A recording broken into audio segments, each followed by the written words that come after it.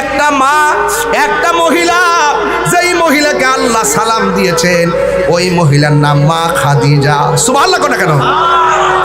আর আমার নবী, আপনার নবী, এই পৃথিবীর মধ্যে একটা নারী নবীর জবান মুবারক থেকে হাদিস মুবারক শুনলে দ্বিতীয়বার শোনা লাগে নাই, সাথে সাথে মুখস্থ হয়ে যেত। ওনার নাম হইল হযরতে আয়েশা সিদ্দিকা, যাকে আমার নবী মহব্বত করে হুমায়রা ডাকতো। হুমায়রা, হুমায়রা শব্দের অর্থ হলো লাল সুন্দরী। আমার নবী ডাকতো হুমায়রা হামরা আহমারুন। জোরে কন্যা সুবহানাল্লাহ। আয়েশা সিদ্দিকা একদিন আমার নবীকে প্রশ্ন করে, নবী গো, আপনাকে একদিন আয়েশা সিদ্দিকাকে প্রশ্ন করা হয়, ইয়া আয়েশা, আপনি তো নবীর সঙ্গে ঘর সংসার করেছেন, নবী দেখতে কেমন, নবী কেমন সুন্দর?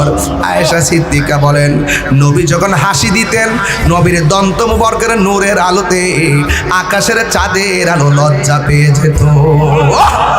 আল্লাহু আকবার বলে না কেন? এরপর আয়েশা সিদ্দিকা রাদিয়াল্লাহু তাআলা আনহাকে প্রশ্ন করা হয়, আয়েশা, নবীর চরিত্রটা কেমন ছিল? এবার আয়েশা বলে, গোটা কোরআন শরীফটাই হলো আমার নবীর চরিত্র।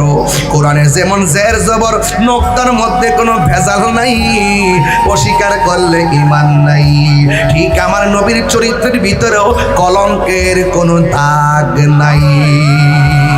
কই নবীর চেহারাটা কেমন? আয়েশা কয়, পৃথিবীর মানুষ ইউসুফ নবীর দেখা মিশরের মেয়েরা ফল কাটতে যায় আঙ্গুল কাইটা ফালাইছে, টের পাই নাই।